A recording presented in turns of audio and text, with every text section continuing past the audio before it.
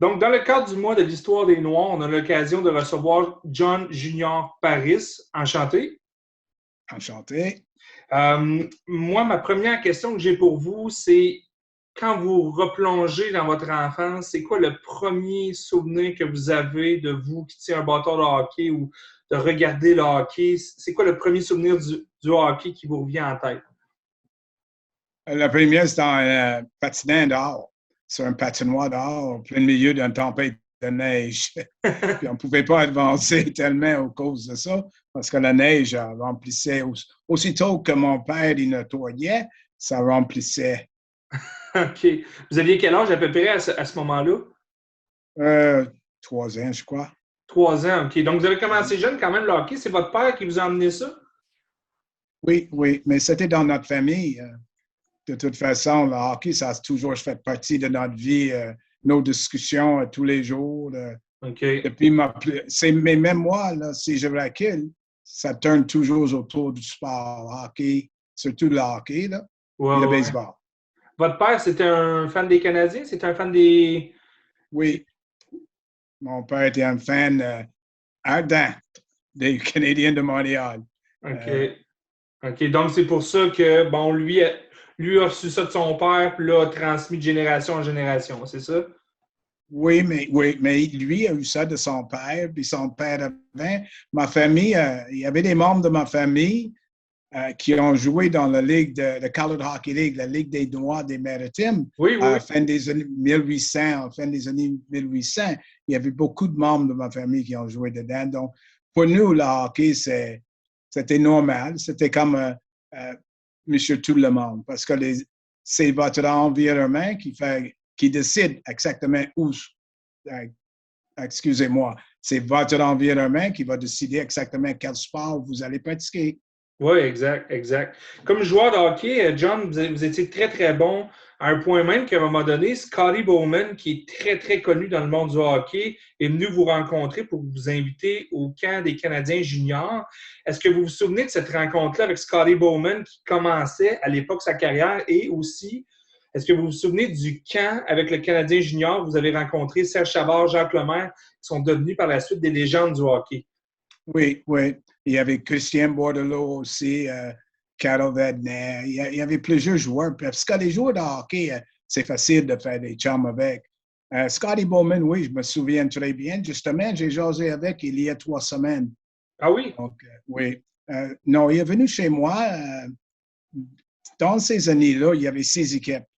Puis c'était la seule équipe qui sont venues aux maisons. Il y avait des équipes qui ont envoyé les lettres d'invitation, mais il n'y avait aucune équipe qui avait monté l'intérêt de sérieux de venir rencontrer mes parents et moi-même pour m'expliquer leur façon de voir des choses, quoi s'entendre, etc. Qu'est-ce qui a fait en sorte que Scotty Bowman a réussi à vous convaincre? Parce qu'à l'époque, vous étiez quand même jeune. C'est tout un investissement pour la famille, pour vous aussi. C'est un changement complet. Qu'est-ce que Scotty Bowman vous a dit pour vous emmener avec le Canadien junior? Ben, Scotty Bowman a fait surtout, il y avait une approche qui était vraiment faite que vous ne pouvez pas dire non parce que, il disait la vérité, il donnait des choses sur un angle différent de d'autres personnes. Par exemple, il disait, franchement, il disait, John, si tu arrives avec nous, il va falloir que tu performes. Il n'y a pas de cadeau qui va être donné, mais si tu es capable de faire l'équipe, si tu es capable de fonctionner, ils vont prendre. La couleur n'a rien à voir avec ça, mais par contre, vous saurez que ça va être difficile dans un côté parce qu'il va falloir vous habituer dans une grande ville, parce Mhm. que je viens d'une petite ville de 3000 personnes, en langue nouveau, vous ne parlez pas français dans le temps. Donc, il y avait surtout des choses comme ça, côté académique aussi, Mhm. et lui expliquer la game, comment ça fonctionne, qu'est-ce qu'il fallait faire pour avoir une meilleure opportunité de faire l'équipe, quoi faire après. Il dit pas juste regarder comme joueur, mais regarder comment vous préparez en dehors de la patinoire, les côtés physiques. Parce que moi, j'avais un petit statut, je ne suis Mhm. pas 6 pieds 3, 5 pieds 5. Donc, mais j'avais des habiletés que d'autres n'avaient pas à cette époque-là. Donc, ça m'a aidé. Aussi, expliquer à mes parents l'importance de le suivre qui était pour arriver. Puis tout ce que Scotty Bowman nous avait dit était fait. Il n'était pas de frimes, il n'avait pas il n'était pas là juste pour nous convaincre, il était là vraiment pour nous aider. Donc, il a montré l'intérêt en disant la vérité. J'ai toujours apprécié ça et je vais l'apprécier jusqu'à ma mort. Pour ceux qui nous écoutent, malheureusement, votre carrière de joueur ne s'est pas étirée. Ça a été quelques années plus tard, vous avez dû mettre fin à ça. Pouvez-vous nous expliquer qu'est-ce qui a fait en sorte que vous n'avez pas pu continuer malgré vos bonnes qualités qui auraient pu vous emmener chez les professionnels, mais auraient pu éventuellement vous mener dans la Ligue nationale? J'ai tombé malade. À l'âge de 17 ans, la maladie avait commencé, mais il n'était pas dissecté. Il n'avait pas découvert qu'est-ce qui allait pas. J'ai eu un cancer, c'était normal. Aussi, j'avais une maladie de Crohn combinée avec une maladie ulcéreuse. Donc, c'est rare que tu peux avoir les deux. Moi, j'avais les deux, plus le cancer avec les lymphoïdes. Ils ont découvert ça par après. J'avais joué 8 matchs dans la Ligue Côte-Est. Ça, c'est comme Eastern Hockey League dans le sud des États, à Knoxville. Mais je n'étais plus capable de jouer. Là, donc, il fallait que je fasse un choix. Donc, ça a mis fin à ma carrière. Est-ce que ça a été un deuil pour vous de dire « OK, j'arrête ce pourquoi je rêve d'aller dans la Ligue nationale, ce pourquoi je travaille depuis longtemps ». Est-ce que ça a été comme une sorte de deuil de dire « Ah, ben, je ne deviendrai jamais un joueur de la Ligue nationale, par exemple ». Non, je n'ai jamais pensé comme ça parce que moi, j'ai toujours eu une pensée de trouver des solutions. C'est la façon que ma mère et mon père m'avaient apporté. C'est leur façon d'expliquer des choses. Il ferme une porte, il faut trouver une autre porte pour ouvrir, ou une fenêtre va s'ouvrir. Donc, moi, c'était de trouver une autre manière pour fonctionner, puis j'ai trouvé le côté coaching, recrutement, etc.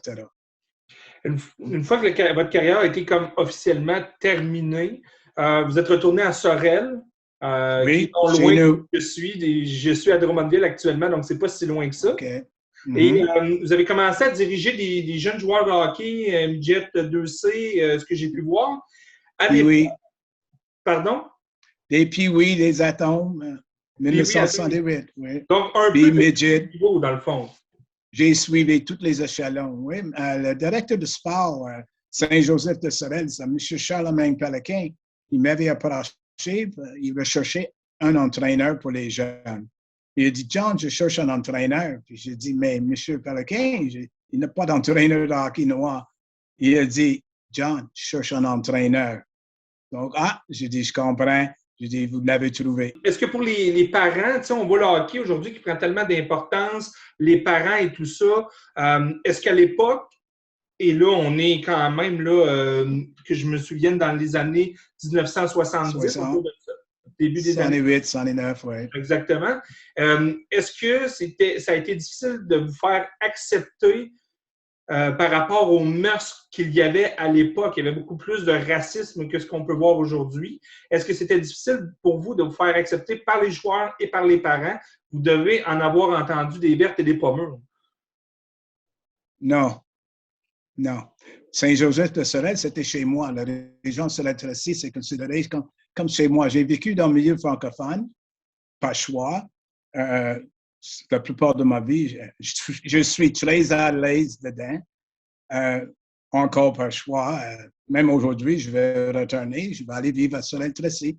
Mais aussitôt que ma fille, jeune ado, qui est à l'école encore, puis elle veut aller à McGill, donc je vais retourner à Sorel-Tracy. Mais non, je n'ai pas eu de problème avec les gens à Saint-Joseph de Sorel, des joueurs, des parents, du tout. Même Charlemagne Péloquin, il m'avait conté au début, John, ces jeunes joueurs-là, il va t'amener à des niveaux que tu ne penseras jamais. Puis ça a devenu une vérité. Ouais. Non, j'étais choyé. Quand j'ai commencé à coacher, j'étais choyé par les gens, les jeunes joueurs et les parents. Ben, écoute, j'ai allé dans presque toutes les maisons. Je connaissais presque tout le monde se connaissait. J'arrivais, le monde, ils savaient que je prenais soin de leurs enfants en même temps, qui étaient en sécurité, c'est surtout qui est très important, puis que j'avais leurs intérêts en premier lieu. C'était pas pour moi que je le faisais surtout pour eux. OK, pour les jeunes, OK, je comprends. Donc, Puis même quand vous alliez sur la route ou dans des tournois, jamais vous avez C'est, senti d'hostilité de d'autres parents? là, là, c'est différent. OK. Là, c'est différent. Parce que vous savez, comme moi, les partisans, il va toujours y avoir un petit groupe de personnes dans cette société qui ne changeront jamais. Mhm. Et ça va être des personnes qui vont avoir qui vont envoyer des injures racistes, etc. Ça fait partie du sport. Malheureusement, pour moi, c'était le couleur. Pour un autre, ça aurait pu être sa grandeur. Même mes joueurs francophones, on était joués dans les tournois où il y avait les anglophones, puis les joueurs francophones, ils goûtaient. Là. Donc, il y avait des mots pas trop, disons, polis, qui étaient criés à mes jeunes joueurs. Donc, pour moi, là, je me suis dit, tant qu'une personne ne me touche pas physiquement ou ne me crache pas dessus, je ne peux pas monter avec les noms parce que tout le monde sait que j'ai le peau foncé. Donc, il peut me crier des noms tant qu'il veut.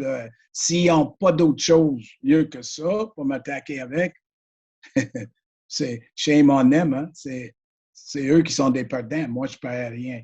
Donc, mais ça pouvait être difficile, des fois, en dehors de la région. Si vous n'aviez pas eu comment je dirais ça, la couenne plus dure, là, parce que vous aviez quand même, là, comment je dirais ça, vous aviez cette capacité ça vous passait 10 pieds par-dessus la tête, ce que les gens disaient, mais si un entraîneur de couleur noire avait été dans le même processus et avait peut-être été un peu moins solide, aurait pu abandonner, disons, là, dans ce contexte. Ah oui, certainement. Mais n'oubliez pas, le plus gros combat que j'avais, c'était ma santé. Donc, moi, j'étais habitué. Quand tu es obligé à battre pour survivre, juste pour vivre, apprendre à marcher, des choses comme ça, même parler, c'est pas des mots qui vont te déranger tellement. Mais comme j'ai dit, ça pouvait être très dangereux des fois parce que souvent, j'étais obligé d'être escorté en dehors de certaines places parce qu'il y a des personnes qui voulaient m'attaquer. Mon automobile, par exemple, je ne prenais jamais mon auto pour aller en dehors. J'embarquais toujours dans le bus parce que la seule fois que je l'avais fait, ils l'ont, je ne sais pas avec quoi qu'ils ont frappé, mais ils ont détruit tout un côté de mon auto et des vitres. Donc. OK. Mais on apprend comment on a fonctionné. Ça, c'est à l'époque où vous étiez dans le hockey mineur, là, avant d'arriver dans le midget 3. Oui, oui. Quand même des gestes qui étaient posés à un endroit. OK. Ouais, OK. ouais. Quand En 80... dans la région, j'avais pas. OK. Je vous ai comme perdu, ça l'a bugué. OK, on est revenu. C'est les connexions qui ne sont pas super bonnes. J'ai pas de très bonne connexion. Oui, oui, c'est pas grave. C'est pas grave, non. En 86-87, vous avez accédé à la Ligue Midget 3 avec les Riverains de Richelieu, que vous avez mené à la Coupe Air Canada. Que retenez-vous de cette saison-là qui a sûrement été marquante pour vous? Parce que dès la première année Midget 3, vous remportez le championnat canadien, puis vous faites un nom. Ça vous a ouvert les portes éventuellement vers la LHJMQ. Mais disons que j'avais fini l'année avec l'équipe Les Riverains l'année précédente. On a joué dans les séries contre Montréal Bourassa. D'ailleurs, on était jusqu'en finale contre Sainte-Foy l'année-là. Mais non, ça a ouvert les portes, surtout sur la Ligue Midget 3A de Québec. C'était la meilleure ligue AAA 16 années moins au monde dans les années 80. Okay. Puis c'était à Québec. C'était la meilleure ligue de développement. Mais il y avait moins d'équipes que d'ailleurs. Les meilleurs joueurs dans la province jouaient dans la Ligue Midget 3A Development. Cette ligue-là, c'était, comment je dirais bien ça, là, un plaisir de coacher dedans parce que la compétition était tellement forte. Tous les matchs, ça a toujours été une grosse compétition. Puis les joueurs avaient une fierté parce que tu avais moins d'équipes. Donc, quand tu faisais une équipe de ta région, tu savais que tu étais parmi les crèmes. Puis le junior majeur, il repêchait tous les joueurs de la Ligue pareil. Mais ça a ouvert les portes parce qu'on a gagné la Coupe Air Canada. Mais les 3L, qui c'est Laval, le Naudière, Repentigny, qui avait dans le temps, là, ils appellent ça les 3L. C'est probablement une des meilleures équipes midget que moi, j'ai jamais vues. Puis on avait joué contre les Hounds de Notre-Dame l'année-là. On avait battu eux avec Brenda Moore, Herter, Batters, Cujo, tout ce groupe-là. Là. Mais de grosses équipes étaient les 3L. On était habitués à la compétition. Magog avait une grosse équipe. Tu jouais contre Lac-Saint-Louis. C'était toutes des équipes qui étaient fortes parce qu'encore, je répète, il y avait les meilleurs joueurs, les crèmes de la région d'antan. Aujourd'hui, il y a plusieurs autres équipes, là, puis c'est normal. Il fallait agrandir les rangs. Mais la Ligue Midget 3 du Québec, Développement, c'était la meilleure ligue au monde à cet âge-là pendant cette époque. Avez-vous été surpris puis de gagner à votre première année? Puis qu'est-ce que vous, comme entraîneur, vous a permis d'amener ce groupe-là à gagner le championnat dans une ligue qui était très, très compétitive? Mais ce n'était pas juste John Paris.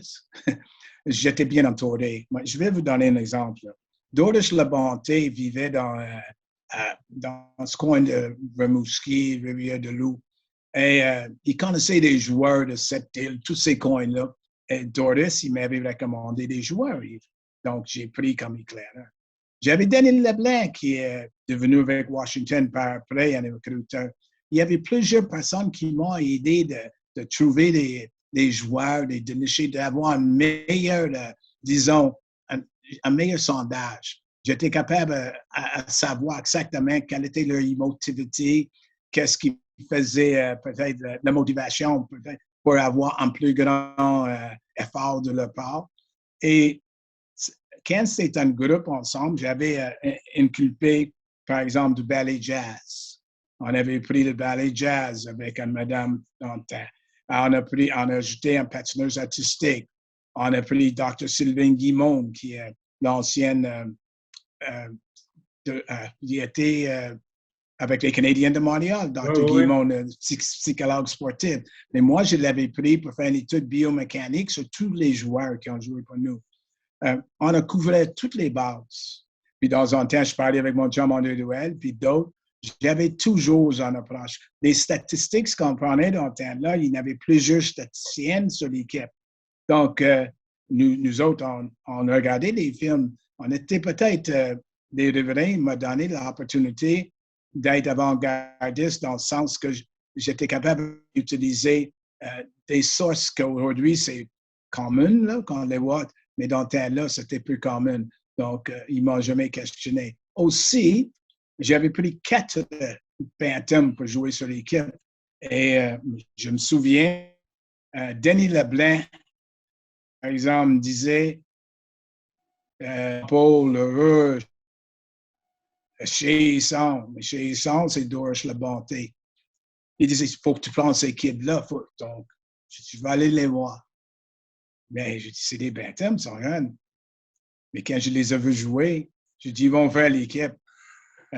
Donc, on a pris ces jeunes-là, puis on dit, mais ils ne gagneront jamais avec ça. Je dis, nous gagnerons. Nous allons gagner au Canada. Je dis, ces jeunes-là, ils vont coûter. Puis avec l'appui que j'ai avec des autres personnes, parce que t'es pas... Ton face, ça devient de ceux qui sont autour de soi. Donc, s'il y avait quelque chose où j'avais une faiblesse, j'allais chercher quelqu'un qui avait une force dedans. Donc, puis je l'ai utilisé. Donc, c'est ça. Puis Larouche, Campo, chez Sangwood, eux, ils avaient tous un gros mot à dire. Puis j'avais une locomotive appelée Reggie Savage. Oui, c'est Reginald Savage, à cette époque-là, était probablement le meilleur midget au monde. Reggie a joué au hockey pour nous d'une manière pas surprenante, mais au-dessus de nos espérances. On savait qu'il était bon, mais on ne savait pas comment il était bon. Puis dans la ligue, dans là, tu avais Martin Saint-Amour, Denis Châteaufour, Pietro Nero, Genilo qui jouait à Magog. Donc, il n'était pas seul. Puis la façon que ça fonctionnait, c'est que nous autres, on les a dit, tu joues par mérite. Les minutes que je vais vous donner, si vous allez les mériter, sinon tu les auras pas. Mais je me suis arrangé les enseigner sur toutes les facettes du jeu. Par exemple, Campo, c'était un compteur de buts quand il était baptême prophyllique. Il comptait des buts à la tente facilement. Et avec moi, il est devenu un joueur plus complet, un joueur plus défensif. Avec Essence Laurendel, il faisait les meilleures décisions. Il a fait carrière dans le pro avec ça plus tard. Mais j'avais expliqué, j'ai dit, Christian, si tu veux jouer au hockey longtemps, tu ne compteras pas 50 goals dans le pro. Tu ne compteras pas 50 goals dans le junior majeur. Mais si tu es prêt à simuler des choses à faire avec et sans la rondelle, à faire des bonnes décisions, vous allez faire un bon chemin. Donc, comme de fait, lui, écoutez, il l'a fait. Le Rouge, la même affaire. Savage, quand je disais, Reggie, tu ne joues pas, enfin, des fois, je le faisais sauter des chiffres. Il va vous dire lui-même, il sait pourquoi. C'était ma façon de le montrer que j'en voulais plus parce qu'il était capable d'en donner plus. Puis, à chaque fois que je le faisais, il nous en donnait plus. Donc, c'était surtout j'ai coaché des individuels que j'ai mis dans une situation de former une équipe. Mais je les ai traités tous comme des individuels pour commencer. Vous êtes diplômé en psychologie sportive, c'est ça qui vous a aidé à améliorer, si on veut, chaque joueur que vous aviez pour les amener à un autre niveau, dans le fond? Oui, oui. Puis moi, la santé, c'était bénéfique pour moi. Ayant pas la santé pendant des années, moi, je pensais, je suis devenu un bum de l'université. Je passais il y avait un cours, mais j'allais suivre un cours. C'est ça que je faisais. Moi, je cherchais toujours un moyen de m'améliorer. Il fallait que j'ai quelque chose de plus qu'un autre. Puis je savais que pour coacher au hockey, comme dans la Ligue junior majeure de Québec, c'est un privilège. C'est pas quelque chose que tu arrives et moi, je veux coacher dans la Ligue junior majeure de Québec, puis ça arrive. Ça arrive pas comme ça. Ceux qui sont arrivés à coacher là, ils l'ont mérité, puis c'est un privilège d'être là. Mais il faut se préparer, puis il y a un cheminement à suivre.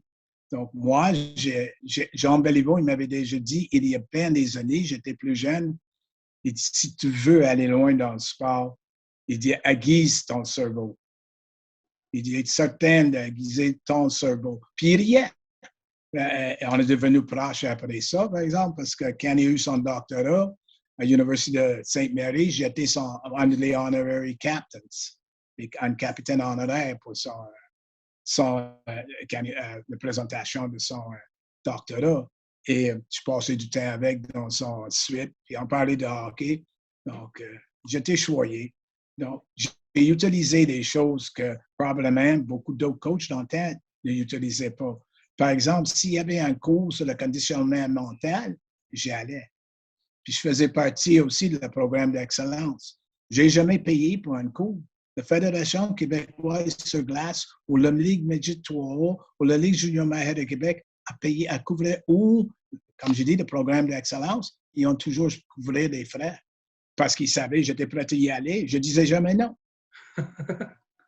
Bien, c'est ça, dans le fond. Vous avez été chercher les outils qui vous ont permis de devenir un entraîneur de haut niveau. Vous avez dirigé chez les professionnels. On va y arriver. Moi, je veux savoir, là, votre entrée vers la LHJMQ, c'est avec les Draveurs de Trois-Rivières.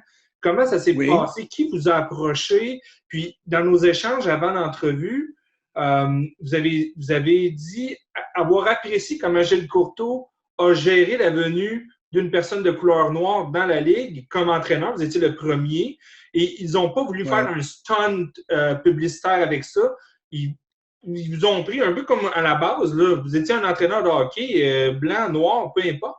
Ils vous ont pris comme vous étiez, puis ils vous ont vraiment accepté. Ils vous ont fait faire sentir partie de la famille, dans un sens.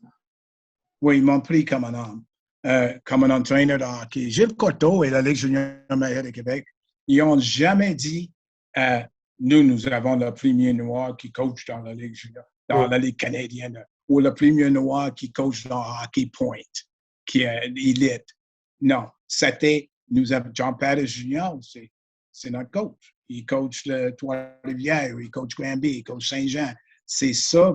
C'est Gilles Courteau a toujours fait ça, je l'ai toujours apprécié, parce que là, je me sentais, parce que j'ai suivi le même cheminement que d'autres entraîneurs. Suivi des cours. Il faut que tu gagnes, il faut que tu développes des joueurs, il faut que tu sois capable d'être une personne bien pareil et prendre soin de tes joueurs, etc. Puis suivre des échelons, monter des échelons un à un. J'ai fait tout ça pareil comme des autres entraîneurs. Gilles Courteau et la Ligue junior majeure de Québec m'ont traité comme des autres entraîneurs qui ont fait ce cheminement-là. Puis c'est ça que j'ai voulu. J'ai pas coaché au hockey parce que j'étais noir. j'ai pas joué au hockey parce que j'étais noir, puis j'ai pas coaché parce qu'il y avait un autre noir avant moi, parce qu'il n'y avait pas, puis j'ai pas joué parce qu'un autre noir joue au hockey, mais voyons donc. Je suis Canadien, le hockey, on joue au hockey. Tu joues au hockey au Canada. Il y a une différence peut-être entre des personnes qui viennent d'un autre pays ou qui viennent d'une autre culture, mais par contre, les Noirs comme la race blanche, nous sommes différents. Mais si tu es né au Canada, tu joues au hockey. Mm-hmm. C'est dans les mœurs. C'est normal. C'était normal. Mm-hmm. Puis si tu n'étais pas un fan de hockey, au moins si tu suivais un peu. Tu connaissais des joueurs, des équipes. Mais donc, c'est juste comme ça. Et il faut éviter de... On est en 2022. Dans ce temps-là, on était en 1987. Disons que c'était une novelty. Je vais vous conter quelque chose. Nous sommes à Hall. La première fois qu'on a joué à Hall contre les Olympiques, Charlie Henry, Alain Vigneault coachait à Hall dans le temps. J'avais été dans son bureau, puis en sortant de son bureau, il y avait une couple qui m'attendait. Monsieur. Donc, je regarde, puis il dit, est-ce que je peux vous parler, coach? Je dis, oui. Il dit, on est venu ici, là, on a fait 200 kilomètres. J'ai 200 kilomètres. Il dit, oui, on vient d'une région près de Kingston, en Ontario. Oh, je dis, c'est bien. Il dit, prends pas ça de la mauvaise manière, coach, mais on est venu pour toi.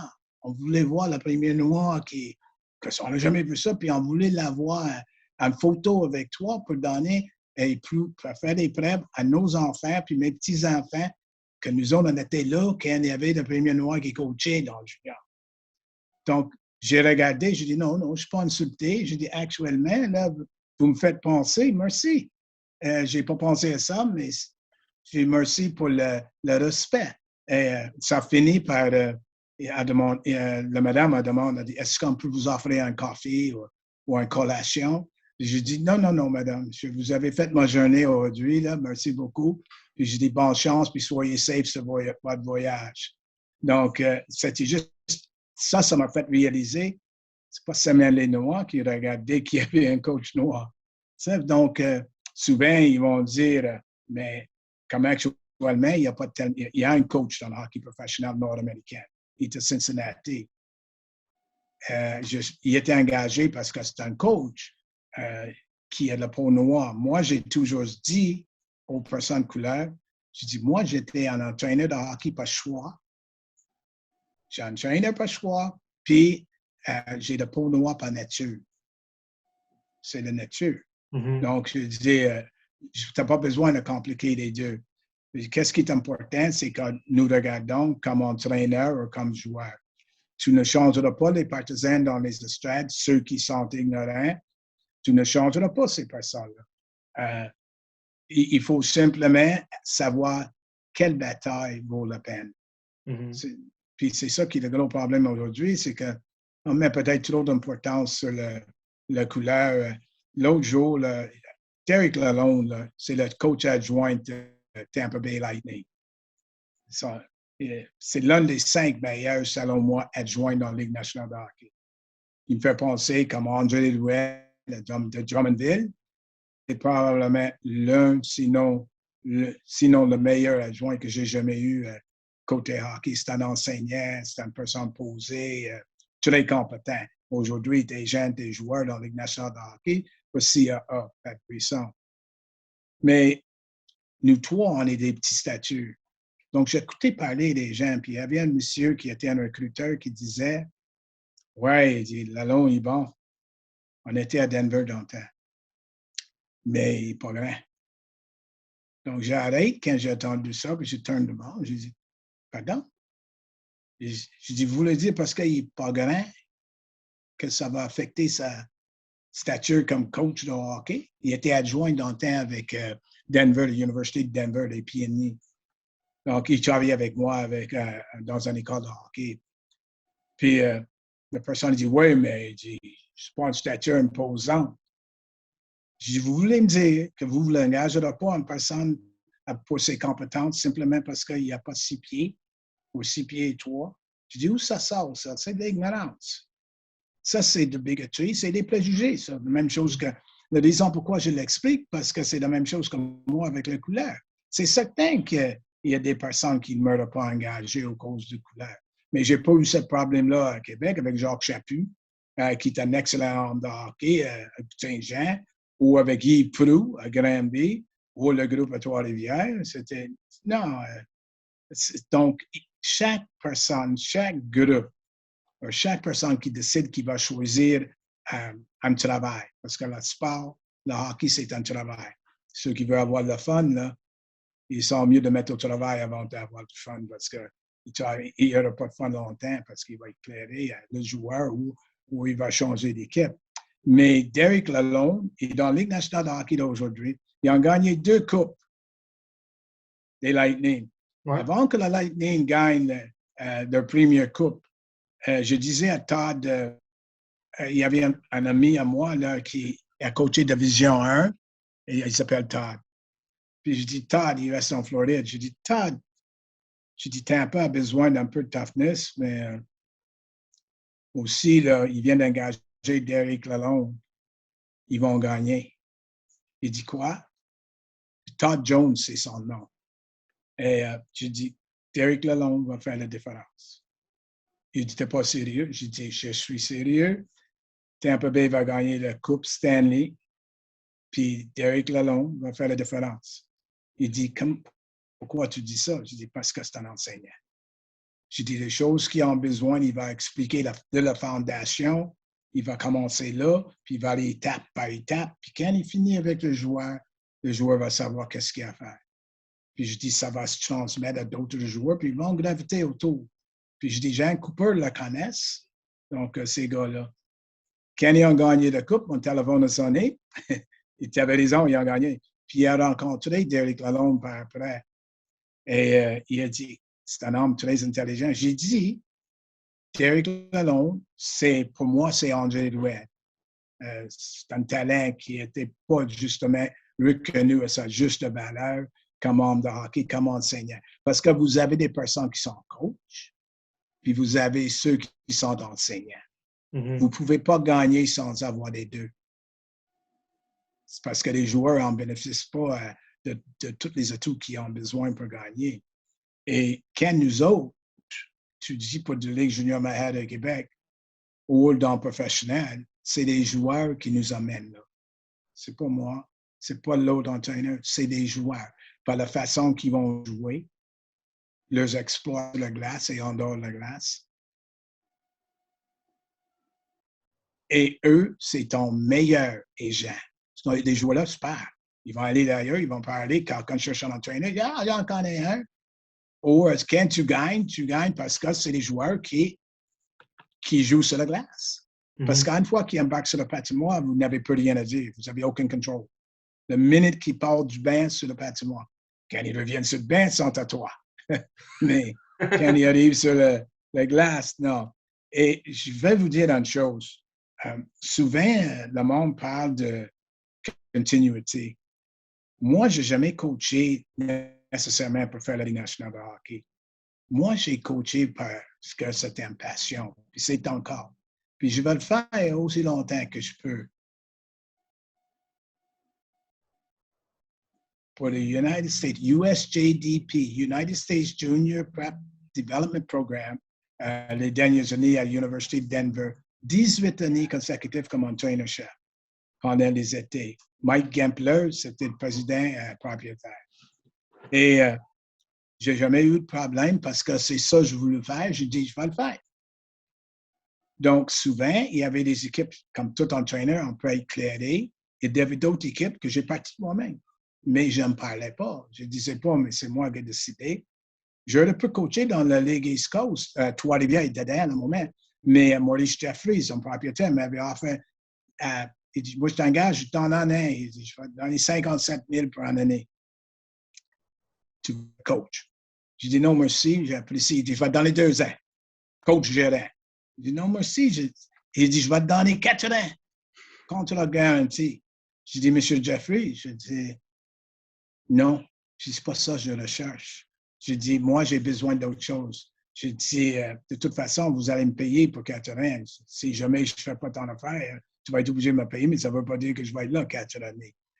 Mais mon but était Donc, ça, c'est il y a quelques années. Je voulais construire une équipe à partir des bases, une équipe d'expansion. Quand j'étais à Atlanta, c'est moi qui avais meublé l'équipe Nashville. On avait notre club ferme dans le côte l'Est, East Coast Hockey League, Nashville Knights. C'était appartenait à nous. Il y avait Tampa Bay, Atlanta, Nashville. Nous autres, puis moi, j'avais la responsabilité de non seulement coacher les Knights, mais meubler l'équipe de Nashville. Puis il fallait le faire d'une façon qui soit compatible. Donc, mais je n'avais pas eu la responsabilité de le construire de A à Z. Ou ce qu'à Macon, en Georgie, dans la Ligue centrale, ils m'ont offert l'opportunité de prendre l'expérience de A à Z. Quand j'étais dans le semi-pro parce que je voulais savoir comment ça passe. Je voulais savoir comment ils fonctionnent, ces gars-là. Pierre Pelletier, coach dedans, puis c'est un bon coach de hockey, Pierre Pelletier. Mais je voulais savoir comment ça se fait-il qu'il dans cette ligue-là, ça ne pratique pas tous les jours. Donc, je vais y aller. Donc, j'étais à l'avant pour savoir comment ça passe. C'est pas fait pour John Paddy Jr. parce que moi, ça me prend une équipe. À tous les jours, il faut que j'y aie sous les mains, il faut que je les enseigne, il faut que je mette un système, il faut qu'il y ait du structure, il ne faut pas que ça soit un job de temps partiel et aussi, il ne faut pas qu'il y ait la violence. Moi, j'avais les problèmes à m'ajuster avec la violence, donc des bagarres inutiles. Aujourd'hui, la Ligue est meilleure. Mais j'allais là, donc je peux en parler de la Ligue. C'est comme American. C'est comme Atlanta. Et une journée dans le journal, Coach Parrish fired. Ils ont éclairé John Parrish Jr. J'étais réassigné à directeur adjoint. Donc, il y a une différence. Mais, je n'ai rien dit parce que ça va donner. Choisir ses combats. Pardon? Choisir ses combats, comme vous avez dit tantôt. Oui, ça. Choisir les grands ordres. Donc, récemment, je travaille actuellement avec le développement des joueurs qui ont des problèmes au niveau de la Ligue nationale, par exemple. Disons, peut-être un joueur qui n'est pas content de ses nombres de minutes ou d'ajustement selon la position. Je vais arriver quelque part. Les médias ne sont pas au courant de ça, c'est discret. Mais un agent, il peut me demander, mais peut-être arriver travailler avec tel joueur. Donc, je vais dans une ville, souvent, le monde, ils vont dire « Hey, coach, qu'est-ce que tu fais ici? » Je dis, je suis en train de visiter toute famille, les membres de ma famille. Je ne le dis jamais, je suis là. Non, quand les joueurs de hockey, il y a deux choses. Il faut les respecter. Ils aiment personne n'aime ça, parler de leurs problèmes. Ils n'aiment pas parler que mais moi, j'ai des problèmes parce qu'il faut que j'ai le problème d'ajuster à un certain niveau de jeu ou de faire quelque chose. Et quand on travaille avec eux, on n'a pas le droit d'en parler, on leur doit le respect. Puis de toute façon, mon ego n'est pas là. Je n'ai pas besoin de dire au monde quel joueur que je touche. Mais j'ai fait ça, c'est parce que ça me tient au jour. C'est comme j'ai coaché des jeunes. J'ai coaché des jeunes midget 3, etc.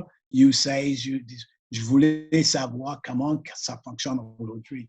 Toujours avec dans ma tête qu'avant de mourir, je vais revenir en arrière du banc, soit junior majeur, midget ou quelque chose chez nous, à Québec. Donc, mais je vais être prêt.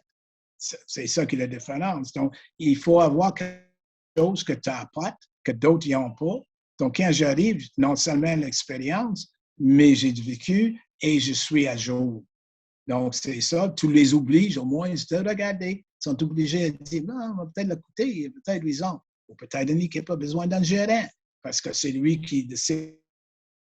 Parce qu'un propriétaire dans une assiette a le directeur gérant, puis le directeur gérant est obligé à mettre la nourriture dessus pour le coach. Rêvez-vous encore malgré votre âge, de revenir, comme vous dites, de diriger, vous allez revenir à Sorel éventuellement, peut-être à, peu importe, Drummondville, assistant entraîneur ou même entraîneur-chef, avec toutes les expériences que vous avez, je ne pense pas qu'un club ne peut pas penser à ça. Là. Ou gérant. J'ai 3-4 bonnes années avant moi. Je ne suis pas sans connaître qu'à mon âge, c'est sûr que les nombres d'années que je pourrais fonctionner, c'est moindre que celui qui a 50 ans. Mais par contre, tu n'engages pas un entraîneur ou un gérant à vie. Tu l'engages 2, 3 ans.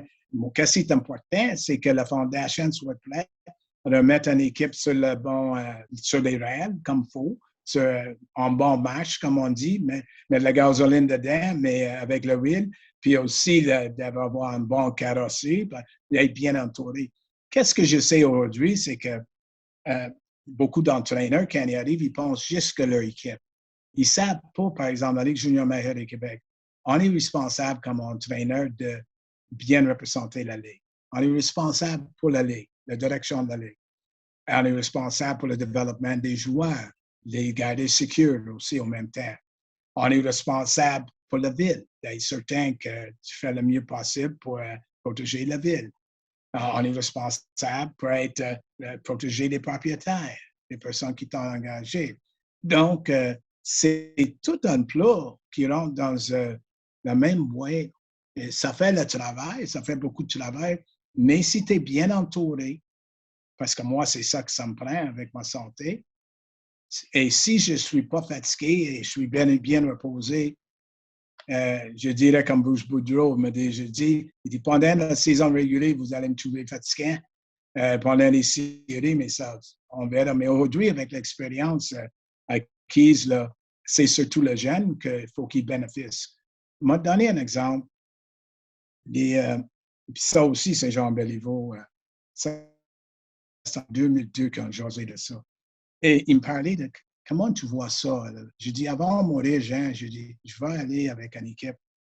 Puis qu'est-ce que j'aimerais faire, c'est que d'être certain que chaque joueur sur cette équipe-là ait des expériences. Par exemple, si tu es en top 6, il va falloir que je te mette dans une situation, des fois, sur un bottom 6. Un bottom 6 pour être capable de connaître ça, un checky line, peut être sur un trio défensif, juste pour que tu connaisses ça.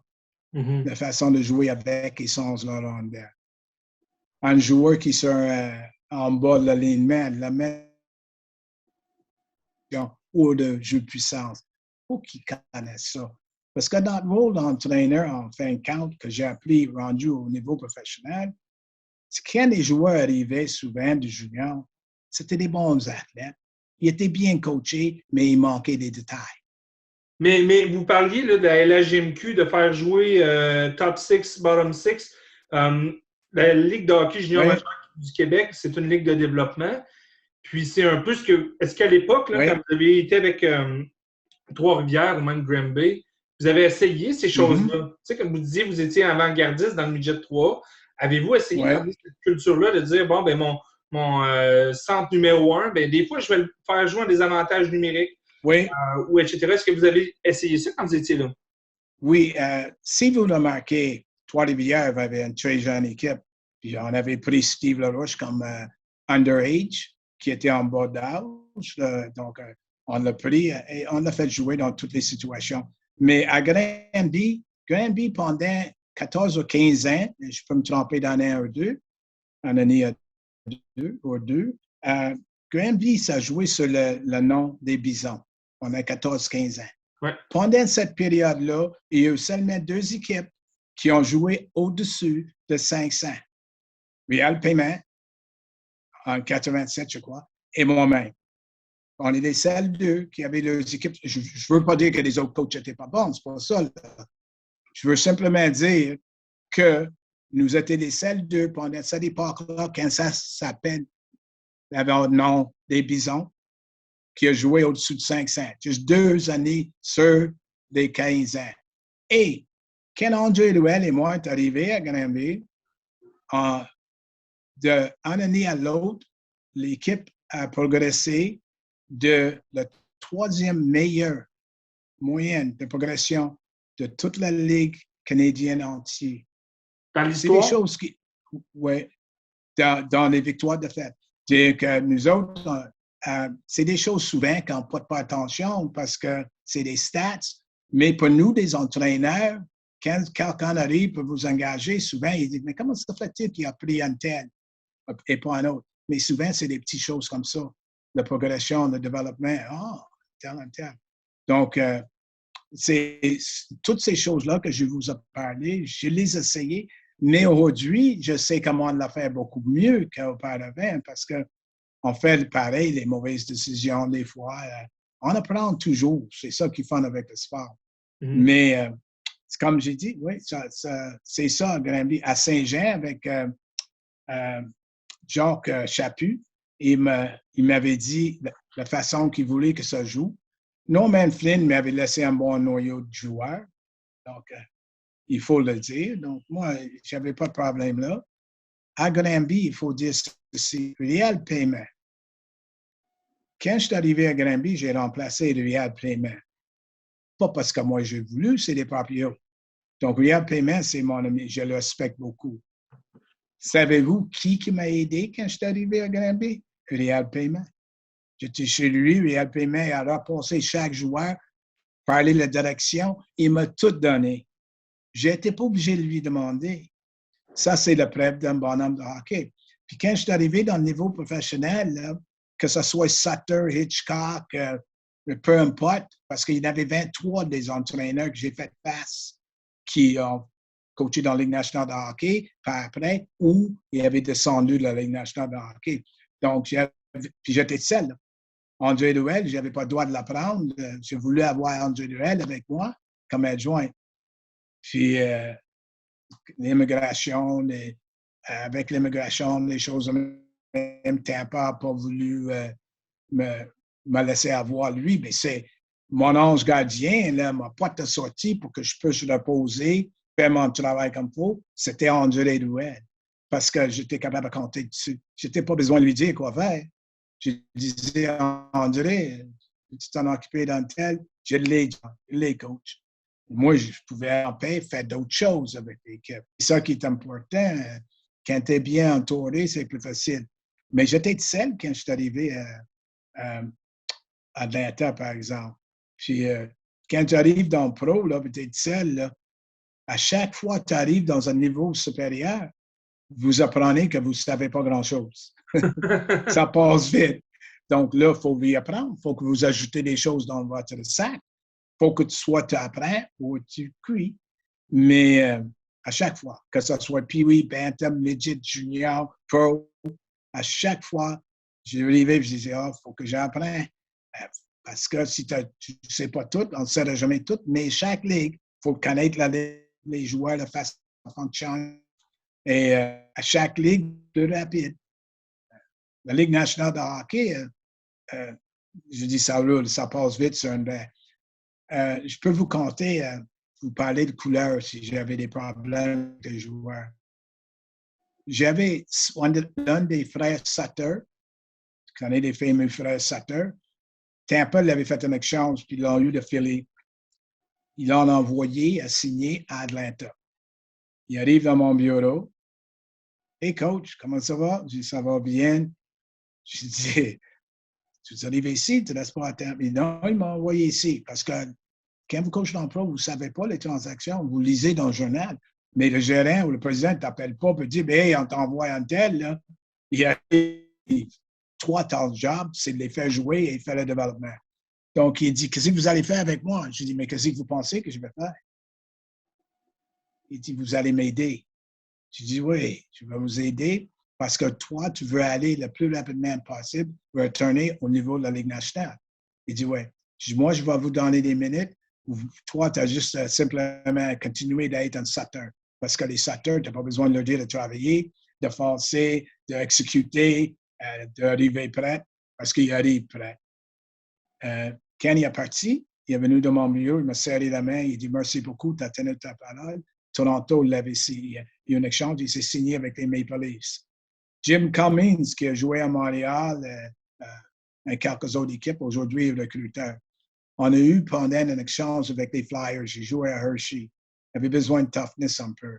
C'est l'année qu'on a gagné la Coupe Atlanta. Puis j'avais fait une demande. Je l'avais fait le tour de toutes les équipes de la Ligue américaine. Je savais les joueurs. Tampa a été chercher Cummins. Il est arrivé dans mon bureau. Il dit, coach, il dit, chaque place d'hiver, il me traite comme un morceau de viande. J'ai dit, pardon? Il dit, oui.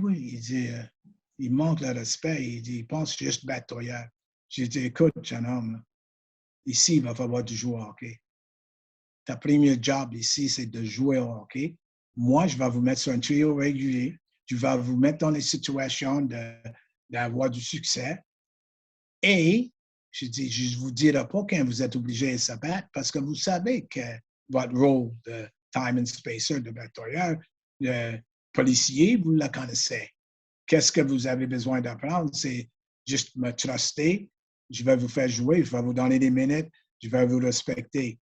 Quand il est parti, il est rentré dans mon bureau, il dit merci beaucoup, vous avez tenu parole.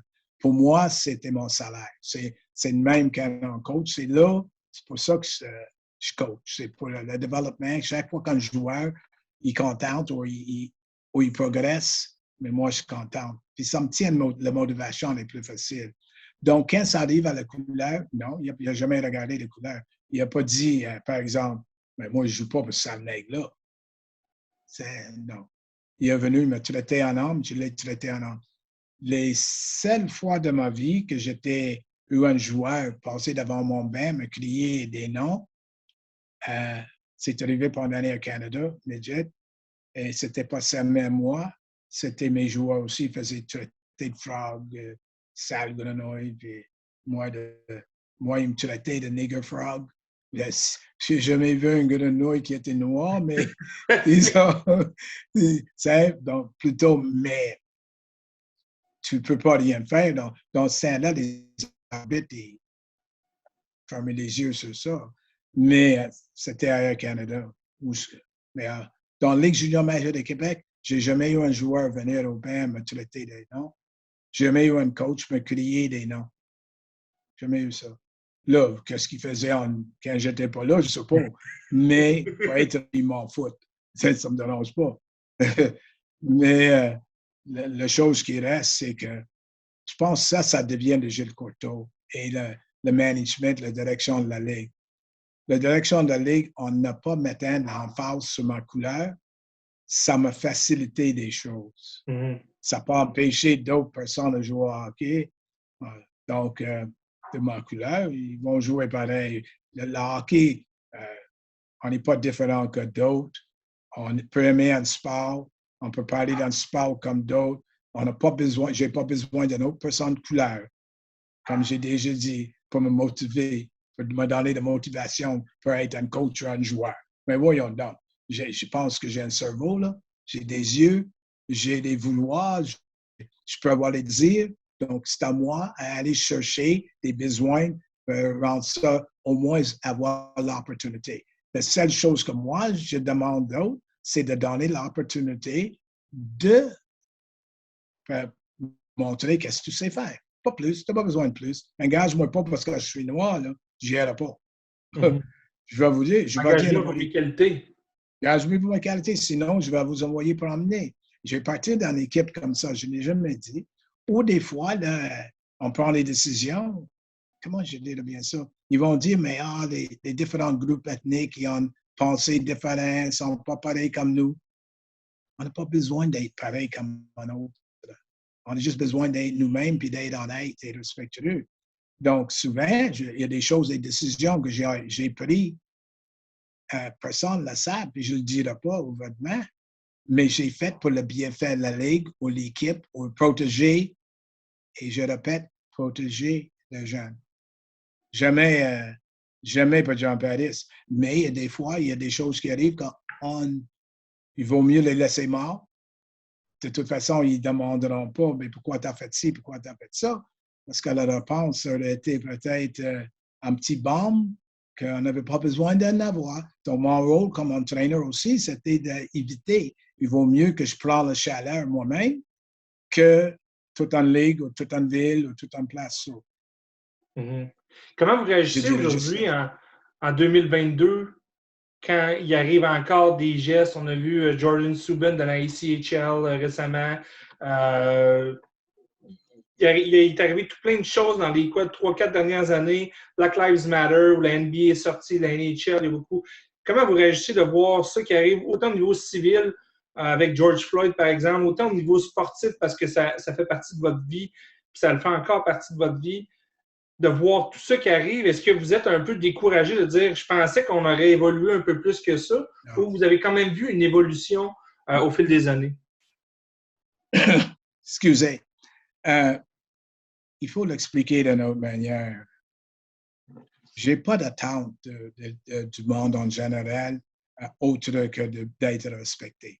Le monde en général, ils vont respecter la personne qui la connaissent ou qui ne connaissent pas. C'est ce petit groupe-là qui ne changeront jamais, qui sont les dangereux. Mais qu'est-ce qu'il faut comprendre? Puis souvent, les personnes qui sont impliquées dans le hockey, tu ne peux pas comparer le hockey à le NFL ou à le baseball ou à le basketball, ballon panier. L'NFL, 70% des joueurs sont de couleur. Les adjoints, puis le personnel, il y a beaucoup de personnes de couleur. Donc, c'est normal. Non, c'est abnormal qu'il n'y ait pas plus d'entraîneurs, chefs noirs. Ça juste fait pas de sens parce qu'il y a beaucoup d'adjoints, etc. Ça sert comme au hockey où 99,9% sont blancs. C'est qu'il n'y avait pas de blancs qui coachaient, il y avait juste un ou deux. Tu dirais, mais hey, il y a quelque chose qui ne va pas ici. Hein? Donc, le basketball, c'est la même chose. Donc, qu'est-ce qui arrive avec le hockey? Le hockey, c'est, étant donné qu'on est moindre de personnes qui participent, il ne faut pas s'attendre de voir 50 Noirs qui coachent dans la Ligue nationale de hockey. Il n'y a pas de 50 équipes de toute façon. Il y en a 32. 32 jobs available, 32 positions qui sont libres ou qui peuvent devenir libres, disons, pour un emploi. 32 seulement. Mais il y a des centaines de mille d'entraîneurs qui sont là. La majorité sont blancs. Là, il y a plus de Noirs qui s'impliquent. Donc, la seule façon que tu peux le faire et que tu devrais avoir une opportunité de coacher, c'est que si tu suis des normes.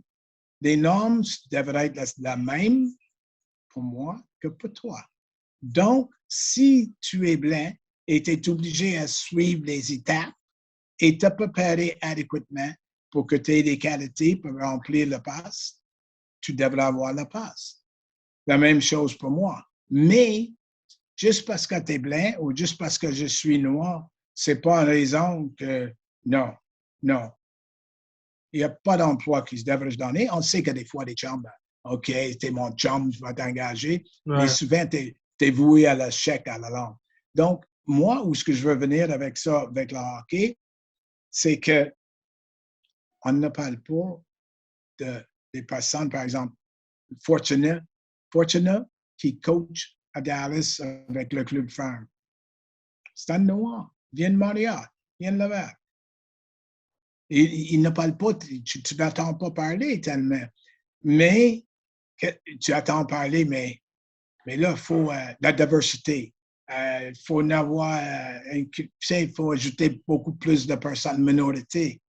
On a déjà, qu'est-ce qu'il faut pousser?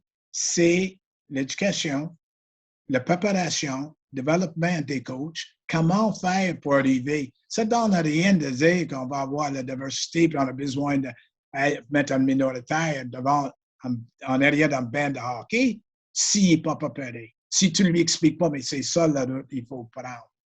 Il faut que tu fasses la même route que ceux qui ont du succès.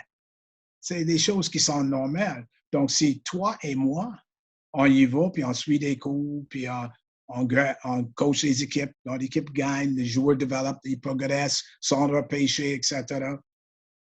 C'est normal qu'ils vont nous regarder, peu importe la couleur de notre peau. Mais le problème au hockey, c'est les nombres de personnes de couleur qui participent. De plus qu'ils vont en avoir, qui deviennent coach, puis ils diront pas non. Ils diront jamais non. Comment ça se fait que j'ai coaché? C'est des Blancs qui m'ont engagé. Donc, écoute, là, ils ne sont pas tous des racistes. Ils ne sont pas tous stupides. Et donc, il y a du bon monde partout, puis il y a du mauvais monde partout. Donc, moi, la seule chose que moi, j'aimerais voir beaucoup plus d'éducation sur la préparation et des besoins d'être entraîneur de hockey. La couleur, c'est secondaire. L'opportunité, c'est sûr, l'inclusion est nécessaire. S'ils ont les atouts pour, mais comme j'ai dit, il y a 32 jobs comme entraîneur-chef dans la Ligue nationale. Les juniors majeurs de Québec, il y en a combien de jobs? La Ligue junior majeure de Québec était avant-gardiste avant toutes les autres ligues, l'Ontario puis l'Ouest. Après moi, il y a eu Bill Riley à Moncton. Le savez-vous, au début des années 90, je suis en appel de Niagara Falls, l'ingénieur majeur de l'Ontario. Un monsieur m'a posé des questions de comment je fonctionnais comme entraîneur de couleur. Parce qu'il voulait engager un coach de couleur. Je ne connaissais pas Larry Marson dans le temps, mais effectivement, plus tard, l'équipe a engagé un entraîneur noir, Larry Marson. Je ne savais pas dans ce moment-là, mais j'étais perplexe. Comment? Je suis encore joueur hockey. Comment je me range comme d'autres coachs avec mes joueurs, puis il n'y a pas de problème. C'est pas Les différent. joueurs, non, il n'avait pas. Mais dans sa tête à le monsieur-là, lui, il pensait, parce que j'étais noir, peut-être pas avec pas malicieusement. Probablement, c'était juste un manque d'éducation de sa part. Il ne savait pas mieux de ce qu'on comprend, mais non. Je coach pareil comme les autres coachs. Et ils vont jouer pour moi une soirée. Ils peuvent avoir une soirée juste pas pour moi, mais c'est pas une question de couleur. C'est simplement le milieu de hockey, le milieu sportif. Donc, j'ai dit, plutôt que de me poser des questions, j'ai dit, s'il y a des qualifications, puis ça fait ton affaire, engage-le. S'il ne fait pas ton affaire parce qu'il n'a pas de qualifications et vous avez un meilleur candidat, mais là, tu ne le prends pas, puis tu prends le meilleur candidat disponible, selon vos besoins. Peut-être tu as besoin d'un motivateur, tu as peut-être besoin d'enseignant, peu importe, là, on sait comment ça fonctionne. Montréal a fait un changement, les Canadiens récemment, aujourd'hui. Donc, là, Martin est là, bonne chance. Dominique, je le connais, une chic personne. Je peinais qui ait perdu son emploi, mais ça fait partie de milieu. Donc, s'ils vont clairer des entraîneurs blancs, tu peux clairer des entraîneurs noirs et tu peux engager un entraîneur noir s'il y a des qualités pour et tu ne l'engages pas s'il n'a pas. Ça fait partie de la game. Croyez-vous que les gens sont mieux éduqués? Vous parlez d'éducation. Croyez-vous quand vous étiez soit joueur ou même entraîneur, versus aujourd'hui, 2020 et 2022, il y a eu un changement au niveau de l'éducation. Par exemple, on va revenir aux joueurs de hockey, mais on voit encore des gestes comme ça, malheureusement. Mais comme vous dites, il y aura toujours une minorité qui ne changera juste pas. Hein. Je pense qu'au final, c'est ça qu'il faut retenir. Oui, mais non, comme on disait, la minorité, ils ne changeront pas. Mais effectivement, qu'est-ce qui arrive dans le privilège, le fameux mot privilège? Il y a beaucoup de personnes peuvent avoir des réactions ou dire des mots qui peuvent être perçus comme racistes, mais ils ne le sont pas vraiment. C'est parce qu'ils ne connaissent pas la fondation de leurs mots. Ils ne sont pas au courant. Par exemple, toi, quand tu sors de ta maison, puis tu vas te promener dans un secteur, tu n'as pas besoin de penser, est-ce que la police va arriver pour demander qu'est-ce que je fais ici? Ou est-ce que quelqu'un il va appeler la police pour leur dire que je suis dans le secteur? Parce que moi, je suis obligé à y penser. Quand je coachais, ils m'ont mis en prison, ils m'ont arrêté. Ils ont dit que je faisais le trespassing puis que j'avais dit des paroles racistes. Je suis directeur gérant, entraîneur-chef dans l'équipe de hockey. Je suis supposé d'être en arrière du banc. L'arbitre du temps, il l'a dit. Il dit, mais non, le coach, il y avait un bagarre qui s'est éclaté à les deux équipes. Moi, j'ai tenu mes joueurs parce que, écoute, on était le club le plus jeune. Il y en avait une douzaine de Québécois, puis c'était jeune, puis je ne voulais pas que rien ne les arrive. Puis on a fini à une pointe de la tête l'année-là pour ça, le classement général. Mais ils m'ont arrêté parce que un Noir n'était pas supposé, en Alabama, n'était pas supposé être en allé dans le bain. On donnait des ordres à des Blancs. Ça, c'est en 98. Donc, c'est différent. Le coach, qui est un de mes chums, disons, l'autre bord, Larry, lui, il n'a rien eu. Mais c'est lui qui a déclenché tout le free-for-all.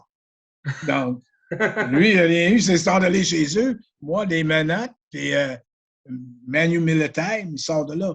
Mais, qui m'a sorti de là? C'était le Booster Club, tous les Blancs, de le club d'Alabama. Il y avait du monde en dehors qui laissait aller le coach, laissait sortir, mais pour te dire que le privilège qu'un blanc peut avoir, en noir, il y a certaines choses. Je suis obligé d'éduquer mes enfants différemment que toi, tu es obligé avec les vôtres. Parce que des choses que tu prends pour acquises, toi, je ne peux pas. Ça devrait pas être comme ça. Excusez, je ne peux pas le prendre. Mais c'est la vie. C'est la vie. Puis qu'est-ce qu'on fait? On enseigne à nos jeunes, comme moi, mes parents ont enseigné dans le temps. N'oubliez pas, là, j'étais né dans la ségrégation était en place aux États-Unis. N'oubliez pas, là, je pouvais pas. Quand j'étais à Tennessee pour le hockey dans la Ligue de l'East Coast, la Ligue du Sud, là, moi, j'ai vécu dans le milieu, disons, milieu noir. Je ne pouvais pas aller vivre dans le milieu blanc. Savez-vous qui est venu vivre dans le secteur noir avec moi? Claude Rondeau et Ron Gilbert. Deux joueurs québécois blancs sont venus vivre dans la communauté noire avec moi.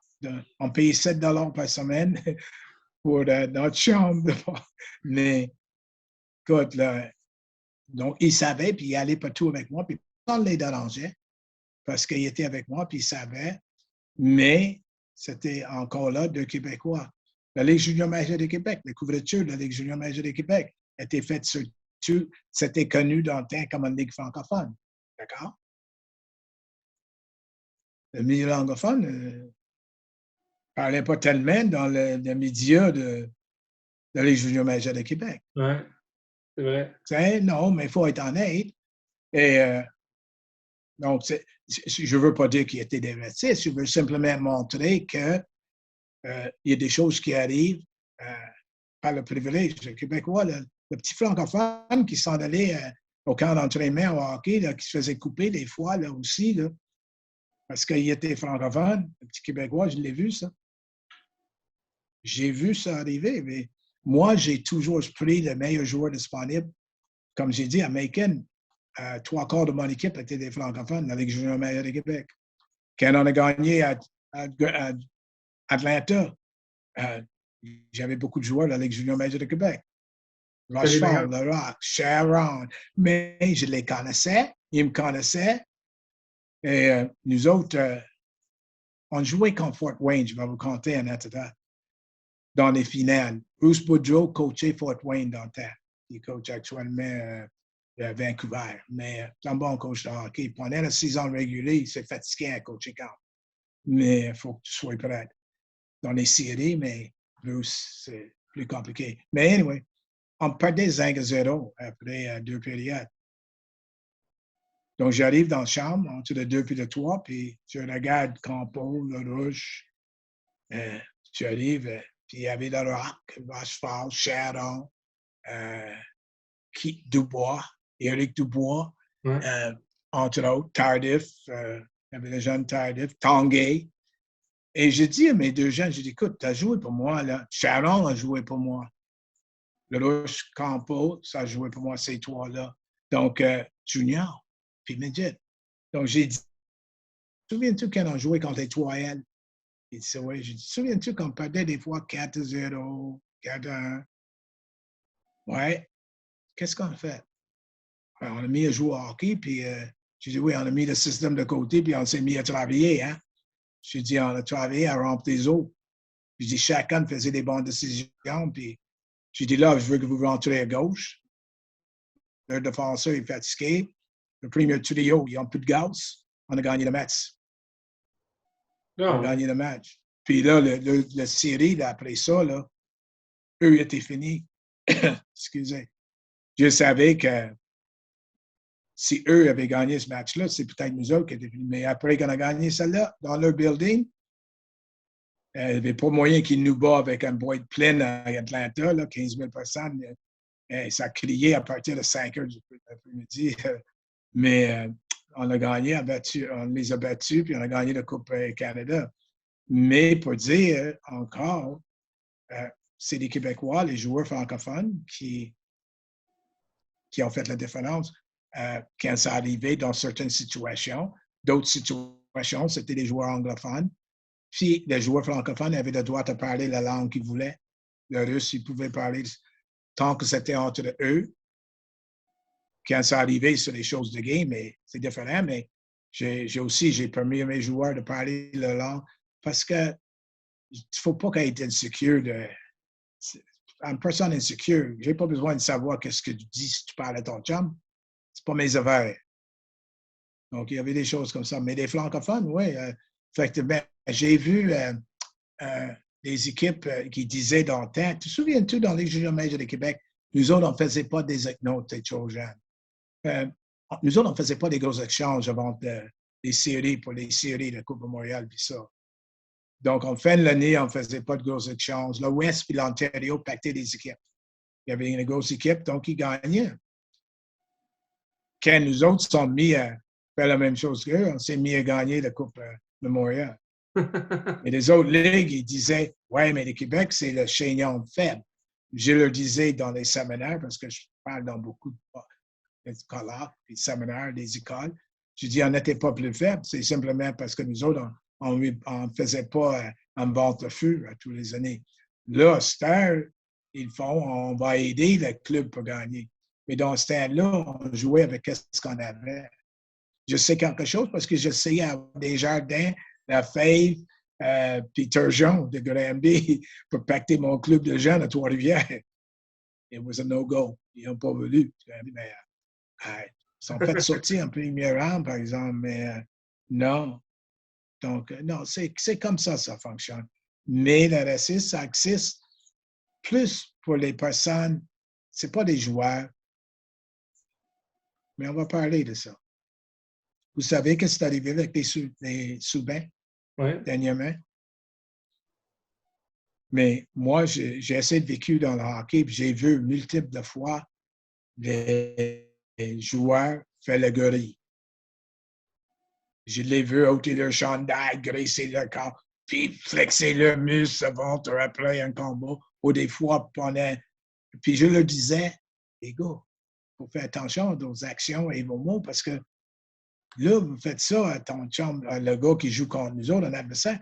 Mais si tu fais ça contre quelqu'un d'autre, c'est comme une personne de couleur. Lui, il va peut-être penser que tu es en train de faire le singe ou le gorille. Puis quand toi, tu es en train de faire ton stupidité de. Parce que. Donc, effectivement, qu'est-ce qui est arrivé, je pense, là? Je l'ai vu arriver. Si tu parles à des joueurs de hockey, ils vont dire, mais comme coach, je l'ai vu. Je l'ai vu, puis j'ai trouvé ça stupide. Mais je l'ai vu faire un blanc contre des blancs. Mais le jeune qui l'a fait, il n'a pas pensé. Non. Oh, mais lui, c'est un gars de couleur. Oh, c'est là où était le problème. Il a probablement avait aucune idée raciste dans sa tête, mais il n'a pas servi de sa tête. Il a fait une stupidité en pensant, mais je peux faire lui la même chose que je fais à un joueur blanc. Malheureusement, dans un monde parfait, on pouvait faire ça, mais on ne vit pas dans un monde parfait. Non, non, c'est vrai. Mais puis tu veux, il est suspendu là, pour l'année. Ouais. Le club l'a laissé aller. Ça a des répercussions importantes. Oui. Puis juste pour un geste stupide qu'il faisait avant avec d'autres, mais il a choisi de mauvaise personne cette fois. Et ça a fait un gros plat. À Chicoutimi, il jouait des tom-toms puis des tam-tams, puis il faisait crier des monkeys, des singes, puis des gorilles quand j'arrivais. À un moment donné, je sais que je les avertis. J'ai rien dit dans le temps parce qu'il y a une personne qui m'a écouté pareil.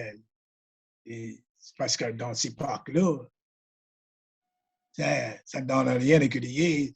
Moi, la seule chose que j'ai voulu, c'est que ma famille soit safe et que moi, je n'ai pas de physicalité comme moi.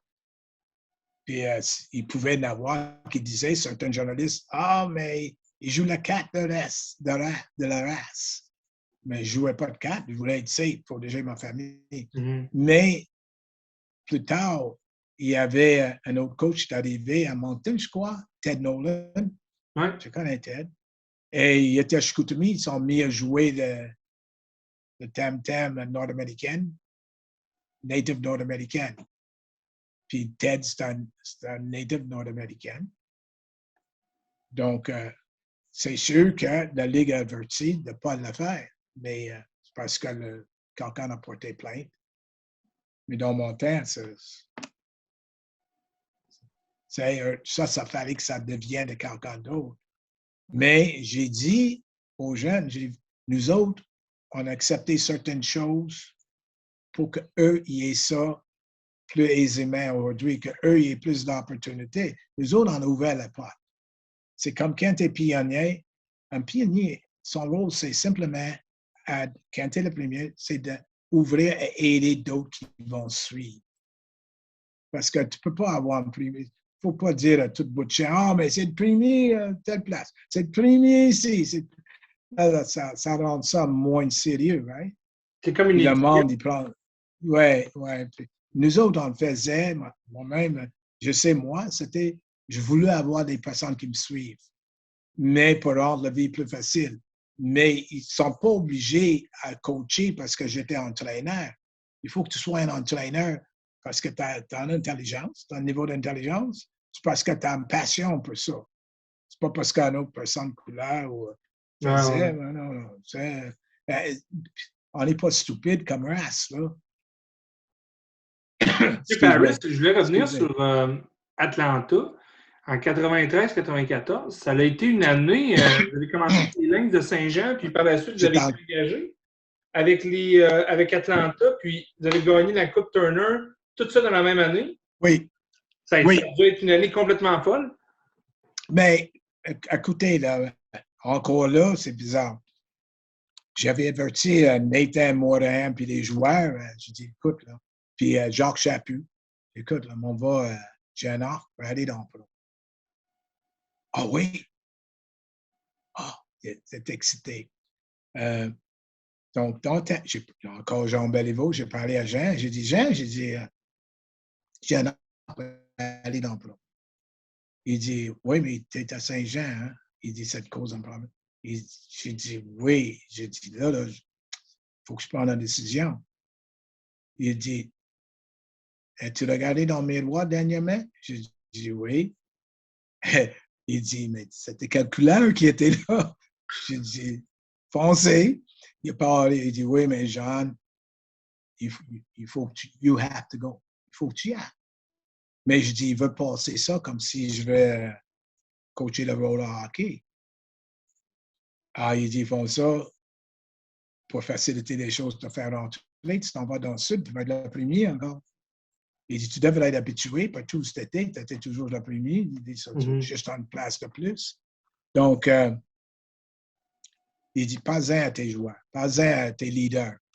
Donc, je suis arrivé, puis j'ai parlé à Nathan Morin, puis un couple de joueurs, puis j'ai dit, puis j'avais averti Jacques Chaput, puis un chic type. Et lui, il dit, non, il faut que tu y ailles aussi. Donc, Nathan Morin, puis les joueurs, dit, oui, il faut que tu y ailles, tu rates pas ça, coach. Mais je ne pouvais pas le dire à Marc Lachapelle, qui était journaliste. Je ne pouvais pas lui dire. Donc, Marc, il y a des Ténéquels partout. Il dit, Paris s'en va à Atlanta. Il va remplacer Ubriaco, l'entraîneur-chef, ancien coach de LNH. Ils sont ça. Donc, Gene Ubriaco et moi, on est des chums. Donc, de toute façon. Puis dans le hockey, on est habitué quand on prend notre place. Donc, j'étais. Mais le plus drôle de l'affaire, quand je suis arrivé là, je ne m'attendais pas d'être ça à l'arrière du bain. Bon, c'est là, André Ruel, je voulais l'avoir. André, je ne l'ai pas eu, il en a gagné. Mais je l'ai eu l'année après, ça m'a fait un gros changement. Ça m'a donné une façon de reposer puis avoir plus d'être capable d'utiliser aussi des techniques modernes parce que nous autres, on servait la vidéo dans le junior. Donc, j'étais pour faire la même chose dans le pro. Dans le temps-là, c'était nouveau. Il n'y avait pas d'Internet dans le temps. Pas rien de ça. Donc, c'est juste pour te dire que j'étais obligé, en fin de la saison, le club de roller hockey, ils jouent le 3, 4, 5 premiers games. Moi, ma fille la plus vieille, Chantal, s'est mariée euh, en juin. Moi, j'ai fini la saison au mois de juin, obligé d'aller pour le mariage de ma fille. Le téléphone sonne, il faut que tu reviennes parce que le club n'a pas gagné, puis le roller hockey, il faut que tu ailles en arrière du banc. Donc, j'ai retourné, puis j'étais obligé, pareil, à coacher le club pendant 18 ou 17 games de roller hockey. J'étais bien payé pour, mais je l'ai fait. Mais je savais, en partant, que moi, allais coacher des Knights d'Atlanta. Je savais. Okay. J'ai jamais postulé pour un emploi.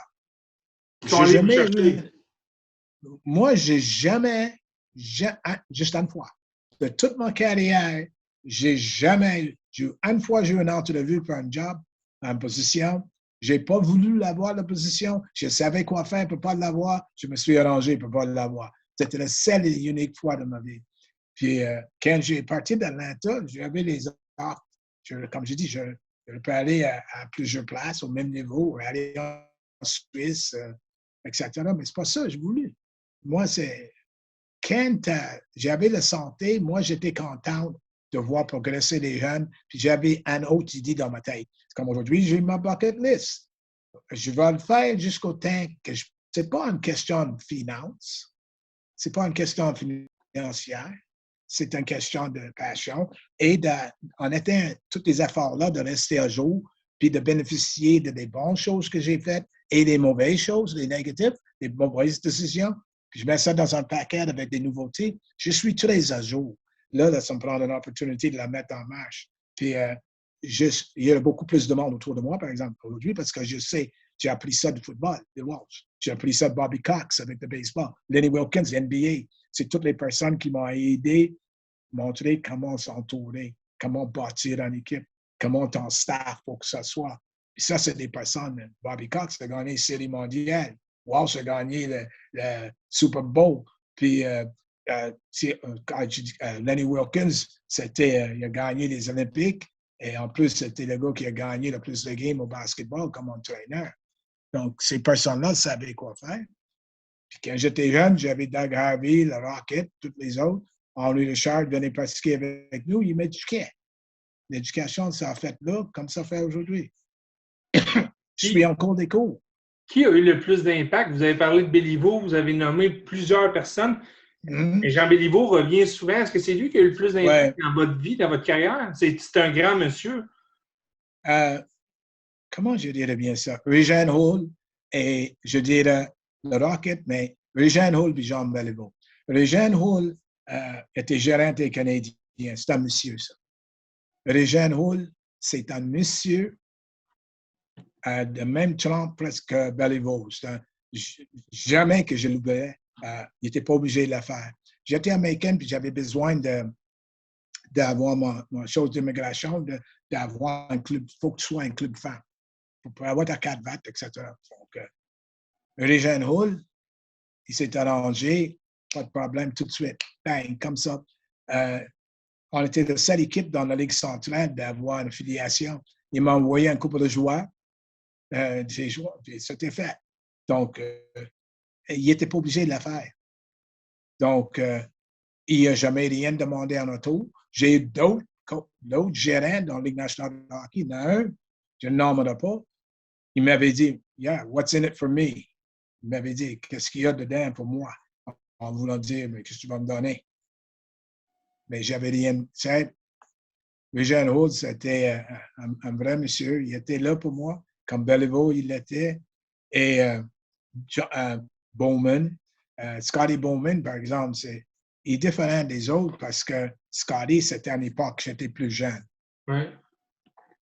Donc, lui, il était plus formateur pour John Paris Jr.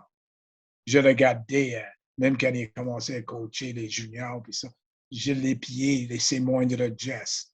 Doug Harvey, je cisais avec pour recruter des joueurs. Roger Lemoyne m'a utilisé pour aller voir des joueurs. Puis il y avait un excellent recruteur en Roland Sadois à Sorel avec les Éperviers. Mais le frère Pierre Larouche, il m'a envoyé à Québec pour suivre Larouche. Trois-Rivières pour aller jeter un coup d'œil sur Raymond Bourque. C'est des choses que le public ne sont pas au courant parce que dans le temps, Rodrigue, c'est Rodrigue. Puis je disais, mais Rodrigue, je dis, Roland Salois, ton bras droit, là, il a raison. Il dit, ces deux joueurs-là, ces deux vedettes, ils vont être les vedettes. Laissez jouer la ruche. Essayez pas de le mettre un cancan dessus. Là. Mets-les pas dans. C'est pas un cheval. Laisse-les jouer, laisse-les extérioriser. Puis c'est pas un mauvais passant, c'est un bon passant. J'ai dit, Ramon Bourque, j'ai dit souvent, le kid est jeune, mais c'est joueur hockey. C'est joueur hockey. Il a donné 4 joueurs pour Bourque. Le Tigre voulait construire son équipe. Mais c'est Roland Salois, son recruteur-chef, qui avait déniché ces deux. Moi, j'étais simplement en cachette. Il m'a envoyé à Québec, puis à Trois-Rivières pour. Rodrigue était comme ça. Vous étiez comme un espion. Il voulait avoir. Oui. J'ai fait ça souvent.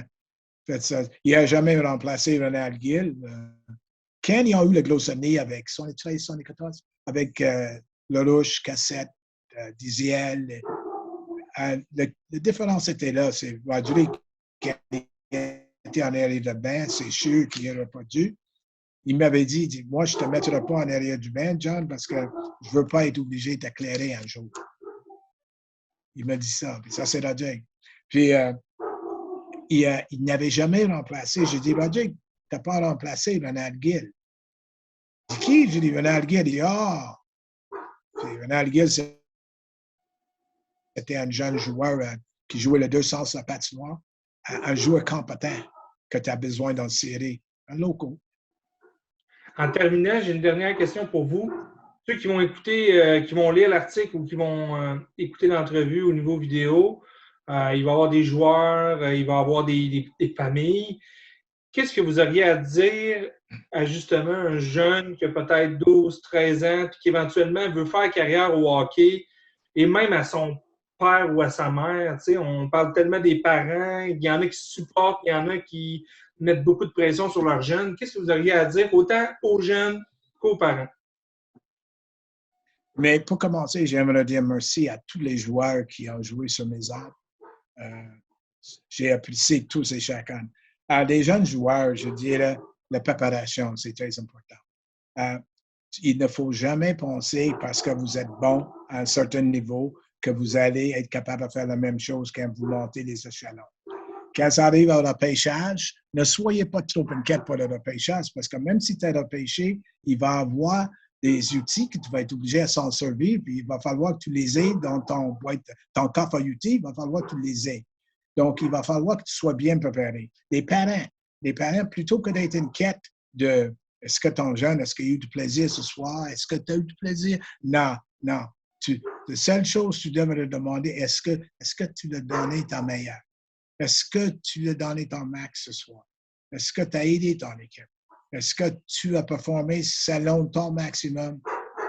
Après, tu peux en avoir du plaisir. Parce que là, souvent, ils disent avoir du plaisir ou ils regardent compter des buts. Tu ne compteras pas une tonne de buts dans la Ligue nationale de hockey.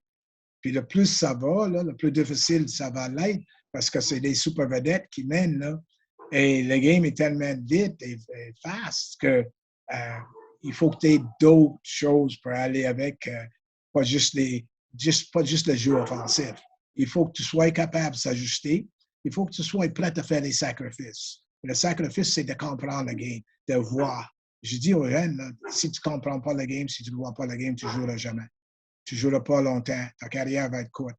Mais tu peux peut-être pas être le meilleur patineur, mais tu peux être plus smart qu'un autre. Tu peux servir ton intelligence. Bien positionner, de comprendre, apprendre à lire l'anticipation, ça s'apprend. Mm-hmm. Toutes ces choses comme ça. Et les choses les plus importantes, là, de jamais penser qu'on est meilleur qu'on est vraiment. Mm.